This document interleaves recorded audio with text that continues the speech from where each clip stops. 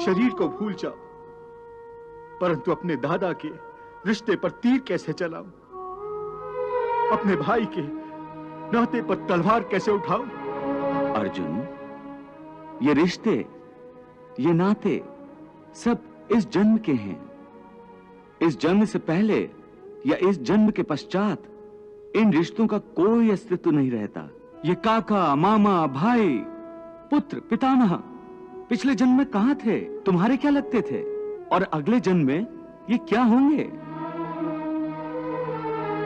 कहां होंगे? इसका उत्तर है तुम्हारे पास? नहीं केशव।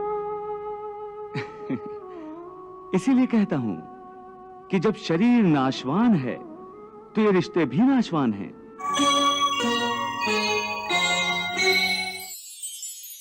ये जो तुमने अपने पिता का उदाहरण दिया कि उनका तुम्हारा पिता पुत्र का नाता तो समाप्त नहीं हुआ, तो यह भी तुम्हारा भ्रम है, अज्ञान है। केवल तुम्हारे मन में अभी तक वो रिश्ता जीवित है, क्योंकि तुम अभी तक उसी जन्म में हो।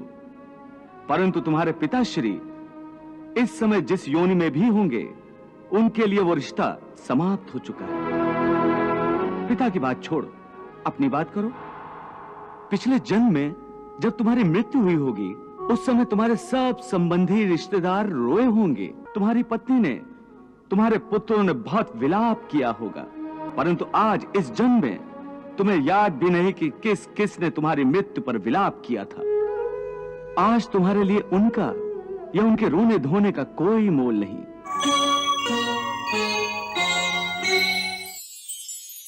ना किसी के मरने का शोक करो, ना किसी के साथ नाता टूटने का दुख मानो।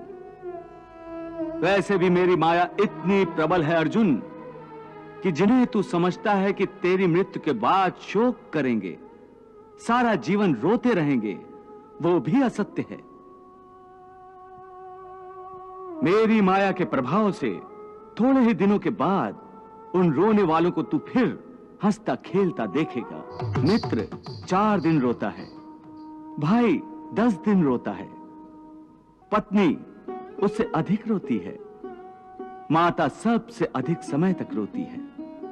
परंतु सबके आंसू धीरे धीरे सूख जाते हैं और उन आंखों में फिर से नए नए सपनों की रोशनी चमकने लगती है।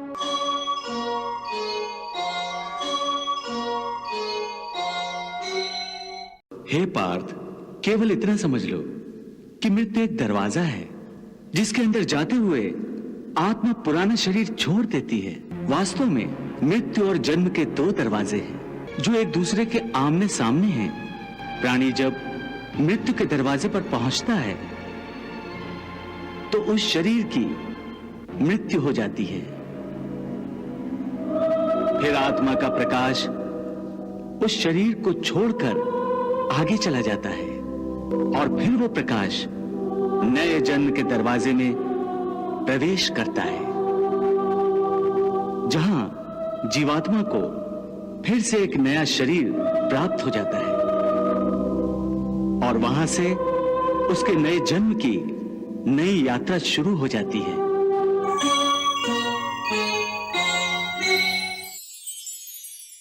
हे पार्थ, आत्मा नित्य है, इसलिए वो नहीं बदलती, परंतु शरीर नाशवान है, इसलिए एक ही आत्मा के कई शरीर बदलते हैं। हर नए जन्म में आत्मा नए नए शरीर तो बदलता ही है, बल्कि हर एक जन्म में भी उसे जो शरीर मिलता है वो एक शरीर भी उसी जन्म में बदलता रहता है। ये बात मेरी समझ में नहीं आई केशव, क्योंकि एक जन्म में तो प्राणी को एक ही शरीर मिलता है। नहीं, एक नहीं, अनेक शरीर मिलते हैं एक ही जन्म में। मैं अब भी नहीं समझा प्रभु। मैं समझाता हूं। याद करो अपना बचपन। उस समय अर्जुन का शरीर कैसा था? एक बालक का। और आज वो शरीर कहां है? वो शरीर तो बदल गया इस शरीर में। अर्थात वो शरीर नहीं रहा। आज तुम्हें एक युवक का शरीर मिला है।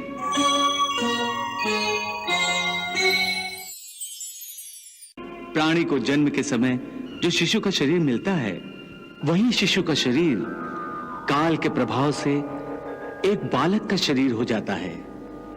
फिर वो किशोर अवस्था में आता है, फिर एक जवान पुरुष का शरीर बनता है फिर अधेड़ उम्र का, फिर बूढ़े का रूप लेकर अंत में एक सूखे पत्ते की तरह जीवन के वृक्ष से टूटकर गिर जाता है। इस प्रकार जो शरीर पल पल छिन छिन अपने विनाश की ओर बढ़ रहा है, उस शरीर की मृत्यु का शोक ज्ञानी जन नहीं करते। इसी रूप के लिए शास्त्र कहते हैं कृष्णम वंदे जगद्गुरुम।